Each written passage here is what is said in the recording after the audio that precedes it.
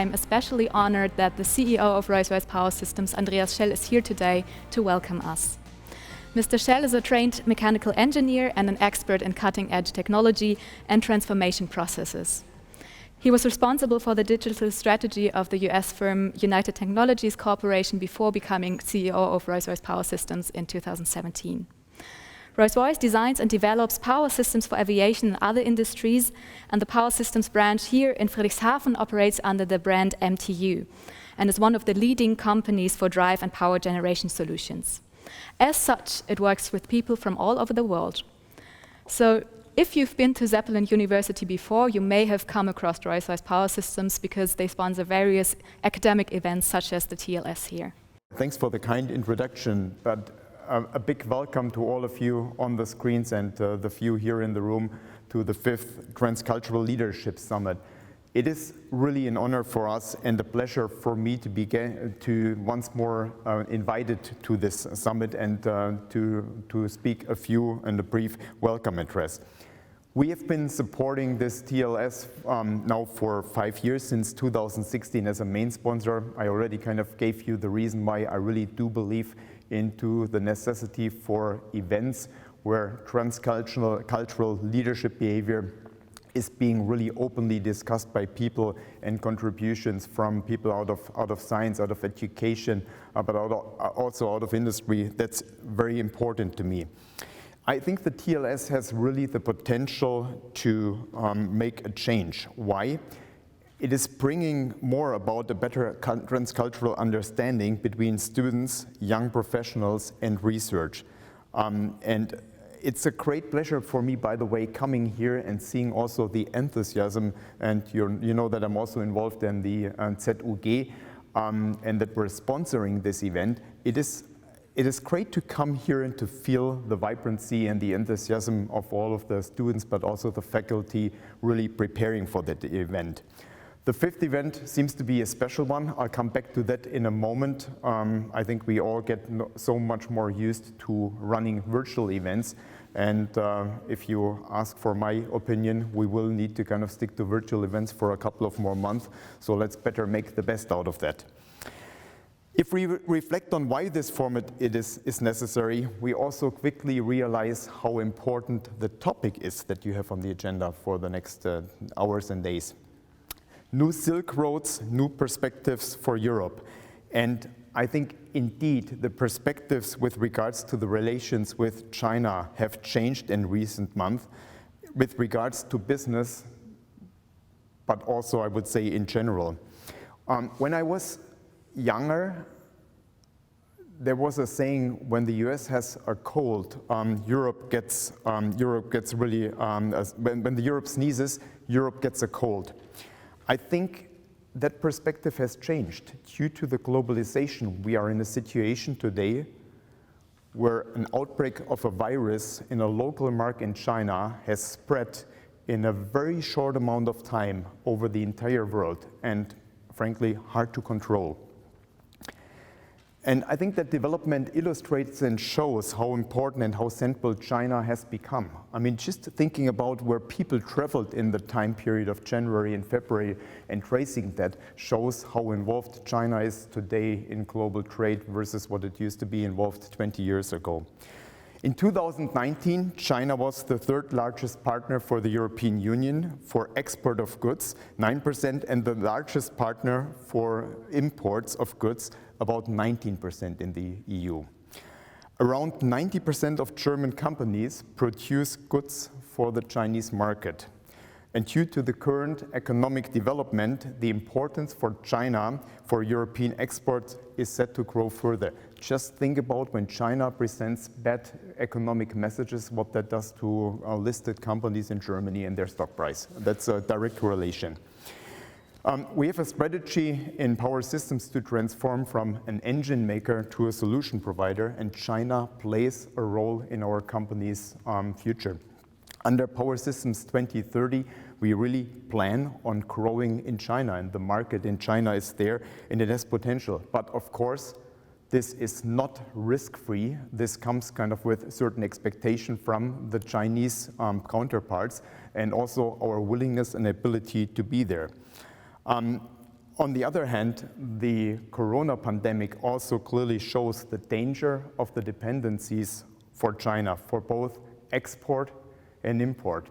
So one question that we need to ask ourselves as a company really is, after the new trend, is it after globalization, localization, where we need to kind of have more local content, if we really are fearful of further restrictions and local constraints there and hindrances on free travel of goods and people. But I think there's also another worrying element or worrying development when it comes to China, and that's the issue, that's the matter of mistrust towards China.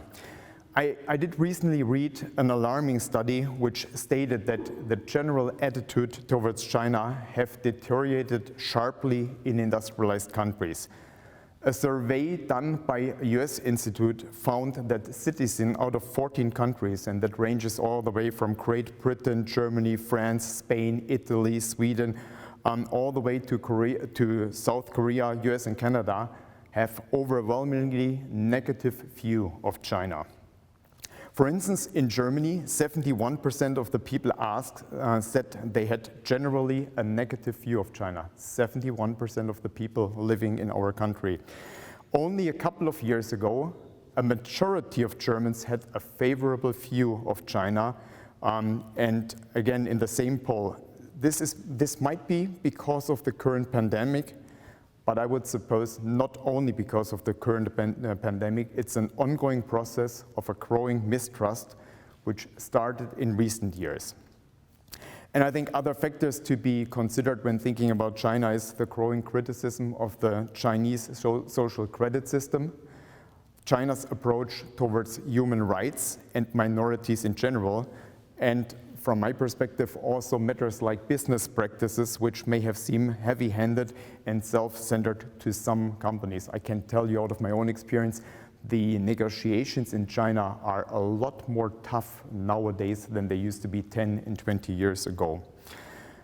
I'm personally guided by humanistic ideals myself, but I must admit that I am not blind to some of the criticism that is rightfully raised, especially when it comes to personal freedoms and democratic participation. The growing skepticism towards China is a big challenge for the future of relations between China and the rest of the world.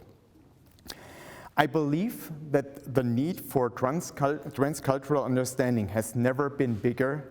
That is what I meant when I said the conference, I'm looking over now to you and not on the screen, the timing for the conference could not have been more timely. By transcultural understanding, I do not mean turning a blind eye on problems or simply accepting the status quo. That can't be the solution. On the contrary, I do believe that there is a need to take action. I also think there is a role for Europe. Europe has to assert itself, and we talked about Europe last year. Europe has to assert itself much more as a player on the global scene. European Union is the biggest market economy in the world and thus of highest importance for export nations and therefore clearly a key interest for China. It is not far-fetched to say that China needs the European Union as much as the European Union needs China in reverse.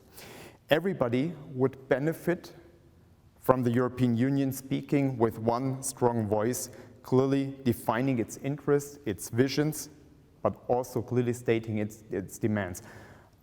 It's hard for me to believe that the red carpet for individual countries out of Europe may get rolled out of courtesy and out of the interest to be polite, but in order to really kind of clearly get demands solved of the European Union, the EU has to speak assertively with one voice. And legitimate demands should include fair and equal treatment of companies on the Chinese market, something that is not an equal playground for us today, as well as transparency in business dealings, legal certainty for companies in China, and of course, a subject that is very critical in today's world, the treatment of intellectual property of European companies in China.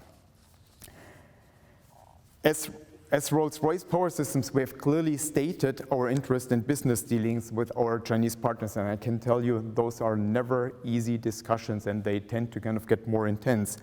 But we also do have overwhelmingly good and pleasant experiences in dealing in and with China. We are present there since many years. We've been producing MTU engines in China, in fact, since 2006. And we've now formed several joint ventures with Chinese manufacturers to localize our footprint in China. You're going to hear later from my colleague Tobias Ostermeier, the president of Rolls-Royce Power Systems in Greater China. He moved over there about 2.5 years ago. He will tell you much more about our exciting growth plans for China in his presentation this afternoon, so I don't want to talk much more about that. You're also going to hear from Paul Rück. He was our head of engineering, a very sensitive subject, setting up engineering in China because we had to do work over there, but at the same point in time, protect our intellectual property. And he's also going to give you some of his personal insights by moving over there, living there, working, setting up a team from ground. And I can tell you, you will most likely be very interested to hear what the two gentlemen have to say about their experience and our experience as a company in China. The New Silk Road, or Road and Belt Initiative, as it's often called by China, I'm not even sure whether they call it Silk Road, New Silk Road themselves, but the Road and Belt Initiative is the main focus of this conference. And it's a clear, very important subject for us as a company, but also for many German companies.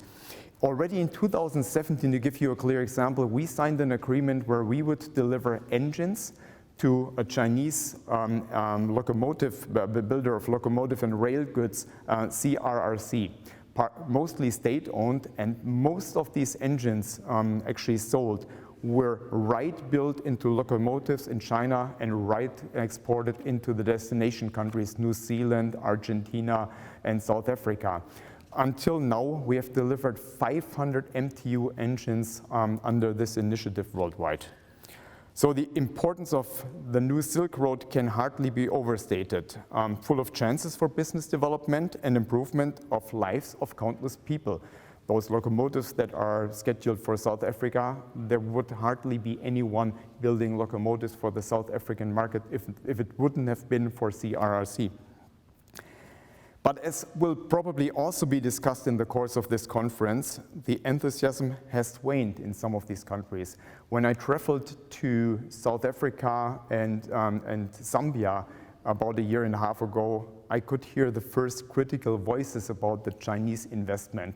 An airport built by Chinese companies with Chinese laborers that were basically living there. That did not, from my perspective, meet the expectations of the local counterparts on the other end of the Road and Belt Initiative, and that also needs to get into the discussion.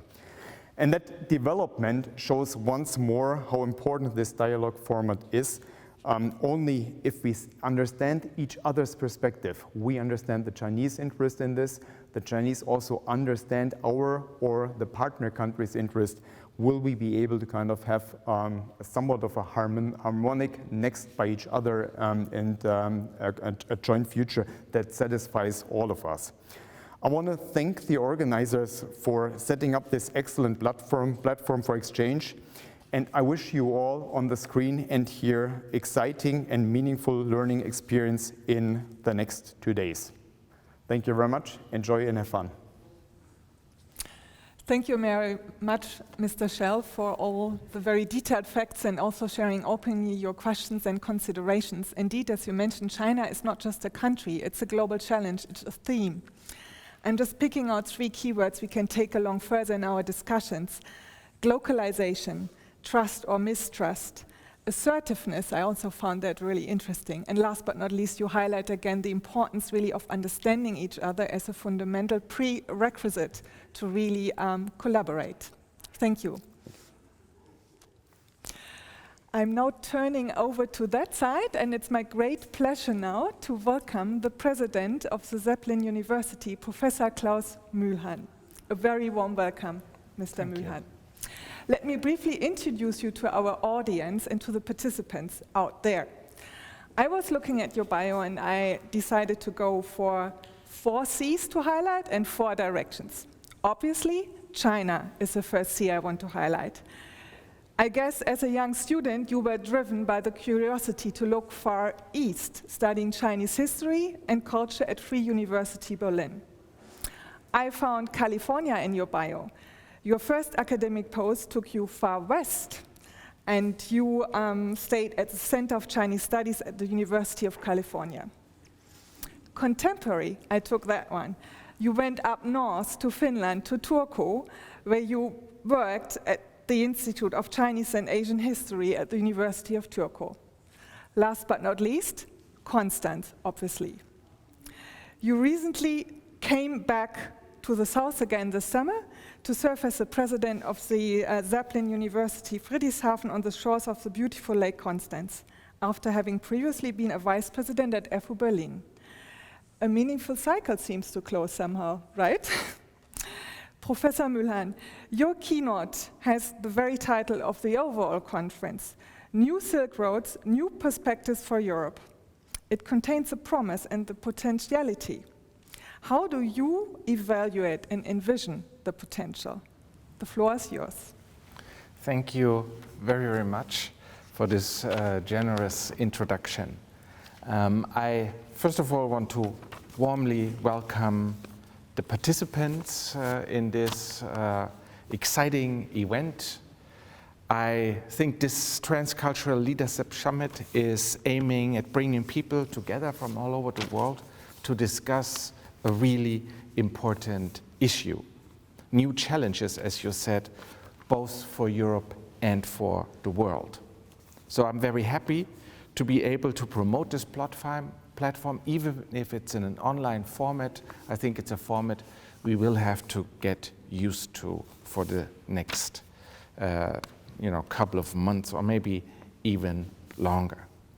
So during the next 2 days, these representatives from different circles, communities, students, young entrepreneurs, practitioners are engaging in discussions about transcultural leadership and cooperation in the time of globalization, focusing on a very specific theme, the theme of China's new Silk Road, and as China extends and expands over the world, of course this leads to complete new challenges. So first of all, I would like to use this opportunity to thank everybody for doing this really exciting event, and also I want to thank Mr. Schell and Rolls-Royce Power Systems for their very important support. Without it, it would not be possible to have this event.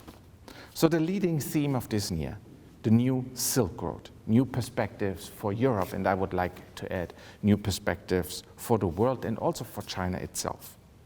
And I have a couple of aspects that I would like to highlight. First of all, I think what is useful is to have a historical perspective. The historical perspective is quite important. I think it's indicated in the word New Silk Road.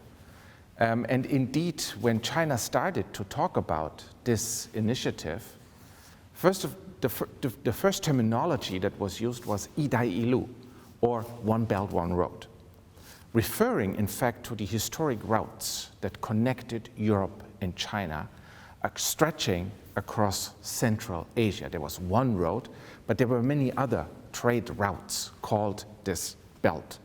But then later China realized that nobody else outside China and who doesn't know much about Chinese history would understand this One Belt, One Road. So then the government started to promote the New Silk Road as a concept in its communication with the outside world. But in China, it's still often called Idai Ilu. The original Silk Route refers to a very important trade route, as I said, connecting Chinese goods and merchants with markets in Europe and the Middle East. For example, what was traded was not only silk, but paper, gunpowder, spices, and above all, my favorite example is porcelain. Porcelain was produced in huge quantities in China and sold to Europe in enormous volumes. For instance, one ship could carry as much as 120,000 pieces of porcelain. There's an estimate that in the 18th century alone, there was something like close to 100 million pieces of porcelain produced in China and shipped to Europe. China at that time was the only producer of porcelain in the world. There was no other area because Europe came to porcelain much later. And therefore, that was a product that found huge application in Europe. And I'm going into detail in this because it tells us that China at that time, at that moment in time in history, was a leading producer of technologically advanced goods, because porcelain was a technologically highly advanced good that no other area in the world had the skills to produce. Also, it was by far the biggest market, and China at that time sold so much porcelain that it had a huge trade surplus. So when we talk about trade surpluses today and economic imbalances, that's not something new. Several hundred years ago, China already dominated the global trade and the global market. So it was a triumph. The Silk Road signals China's dominance of the early modern economy and its triumph in terms of economic power and also diplomacy at that point in time. Now, history, and I think that's important if we look at this, then later on China loses this position. But as we can see from this term, New Silk Road, this memory of this earlier period of grandeur and splendor, of China's prosperity, of China's dominant role in the world, is still very much in the mind of China's leaders and probably also the larger population. So in a sort, what is apparently a very new initiative has very strong historical roots. China lost its dominant power in the world in the 19th century due to Western imperialism, and very specifically, the Silk Road was cut by the expansion, especially of Russia into the Central Asian region. And when Russia occupied areas there, it practically made it impossible to continue trade along this line. So, initiated in 2013, the Chinese idea to increase trade with massive new investment in infrastructure sort of has strong historical memories, reviving this old Silk Road, paths of trade, communication, energy, and custom cooperation as well as connectivity. The new Silk Road is therefore designed to link China with Central Asia and to Southern Europe, and in fact then today I think we find new Silk Road projects almost everywhere in the world. So it's also designed to reposition China at the center of development projects in the regions about this. So the new Silk Road has a clear global ambition. And where does this global ambition come from? I think that's an important question to ask. And in a certain degree, China's global reach or outreach, this huge investment project, is an almost inevitable, a logical step of China's economic miracle, a process that started about 1978 with the reforms initiated that started by Deng Xiaoping. We see in the last 4 or 5 decades a continuous growth of the Chinese economy, but is also meant that China became more independent of the world. It became more, dependent of global connections and trade. China, for instance, needs to export its goods to earn money. China, which is hardly known or often overlooked, also needs to import food, for instance, to feed its own population. It depends on natural resources, above all fossil fuel, even if China wants to wean itself of its dependence of fossil energies. It also depends, so therefore, on access to world markets, on shipping lanes, on infrastructure, on logistics. So it's almost a logical step that China, who has now again reached the position of an important part of the global economy, also tries to secure its links with the world, become an active player in this shaping its connections and its relationship with the world. I think when we look back, every country that goes through a similar process would probably at some point aim to have an increased role and have a more important role in the world. China also has security needs, because with these trade links and routes, logistics, the shipping lanes, there come new security risks that China thinks it needs to defend. So maintaining Chinese growth makes that all very important. So therefore, this going out strategy is also not something new. Already in the 1970s, China tried to go out more and has been on the Chinese agenda. So again here, what looks very new, or a Xi Jinping, of the Chinese president's signature initiative, in fact, put in a broader context, it's not that new, but as part of, that's what my main point here, as part of China's development, there is an unavoidable and inevitable greater role in the world. So this initiative now is massive, and that scares a lot of people here in Europe, because admittedly, it's hard to say if a Western country, including the United States, would have the resources, the energy, the money, the technology, the people to start such an ambitious project, creating regional and global network through the circulation of goods, communication, and so on. So the New Silk Road is a grand transcontinental initiative and provides a timely reminder that we live in a changed world in which, and that is my third point, Europe no longer is the sole mover of things.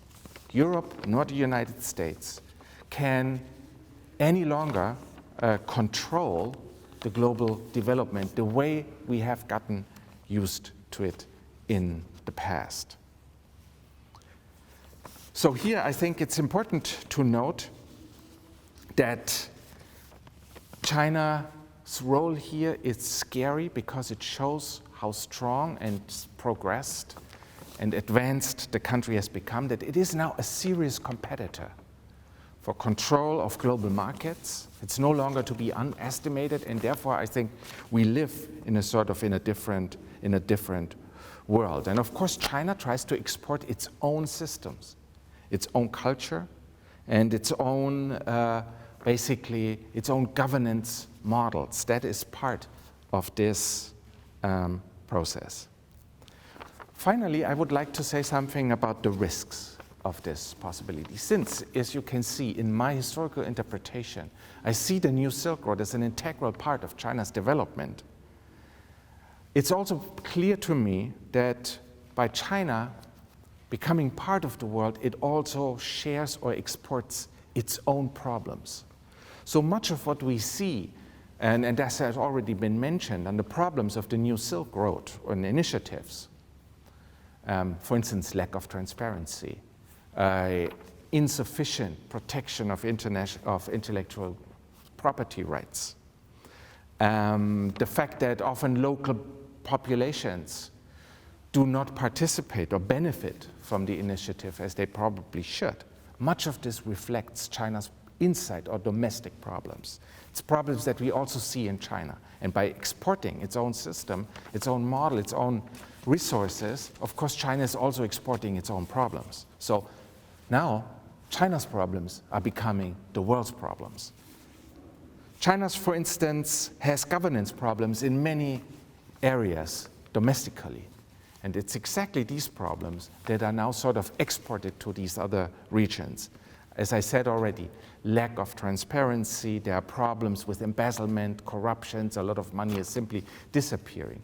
Many of the projects are far too ambitious. There's too much on overinvestment, because as you know, China is sitting on a huge excess production capacity that it wants to export, and that therefore China is inclined to make big, ambitious projects. Also, they are not, in terms of the environment, very helpful very often. Normal people do not benefit. There's also one-sided policies, therefore, and half benefits or a lack of benefits. And finally, there's political influence. There are military components, also security considerations that are part of this entire process. So that makes it very difficult to evaluate the Silk Road Initiative. So it is a big challenge for Europe, but it's also a big chance. It can help both Europe deal with these problems, but it also we need a bigger and a greater degree of engagement with China. The new Silk Road is also about aid and engagements. It's not black and white. It has some very good intentions, and regions can benefit. But it also comes with the downsides, as I said, that are inevitable downsides that we can also see in China. So I think it's an interesting area and age that we are living in, an area that we are looking at. And I think above all, it needs for much more research, also empirical research, to gain a better understanding of this project, to look beyond the surface. Thank you very much. Thank you very much, Professor Muehlhahn, and for these precious insights and for laying a basis on which we can discuss on now, into explaining the China's development and also development into this multipolar world that we live in. Thank you. Thank you.